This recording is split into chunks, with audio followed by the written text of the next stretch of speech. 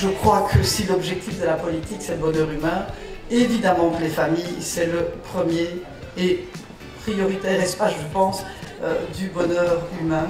À la veille de la Journée internationale des familles, le CDH a dévoilé 9 propositions pour améliorer leur situation quotidienne et financière, mais aussi pour s'adapter au mieux à la réalité des familles au XXIe siècle. C'est essentiellement pour nous l'occasion, avec Melchior Wathelet, secrétaire d'État aux familles, de dire que les familles ont changé et qu'il faut pouvoir les accompagner politiquement. Vous avez les familles dites traditionnelles, les familles recomposées, les familles monoparentales, d'autres formes de parentalité qui se créent, le statut des beaux-parents qui doit être étudié. Et c'est vrai que c'est l'occasion pour nous d'avoir quelques pistes que l'on souhaiterait développer pour les années à venir. C'est notamment sur la question du temps, de pouvoir avoir un compte épargne-temps pour chacun des travailleurs, pour qu'on puisse prendre effectivement le temps nécessaire pour accompagner nos familles dans les différentes situations de vie qu'on connaît. Les modèles de famille ont énormément évolué ces dernières années et la législation elle n'est pas toujours adaptée, notamment dans le cas des familles recomposées. C'est vrai, un exemple type, on demande de pouvoir aujourd'hui avoir un montant unique pour les allocations familiales parce qu'on sait que la problématique des recompositions a un impact sur les différents montants. Comment déterminer le rang de l'enfant dans une famille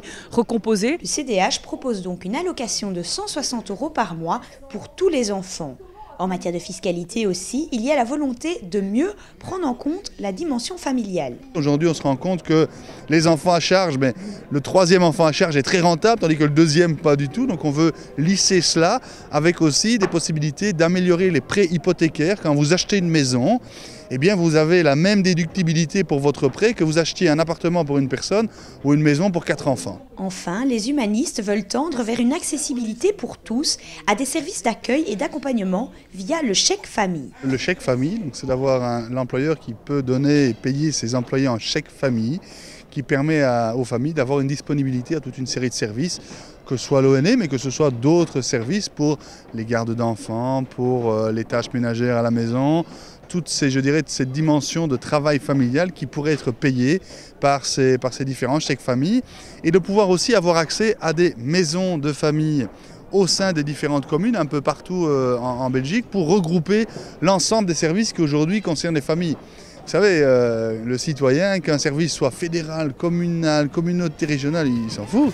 Ce qu'il veut, c'est le service pour ses enfants et pour sa famille. Parmi les propositions du CDH, il y a encore la mise en place du tribunal de la famille, qui a déjà fait l'objet d'une proposition de loi, et la création de l'Observatoire européen de la politique des familles.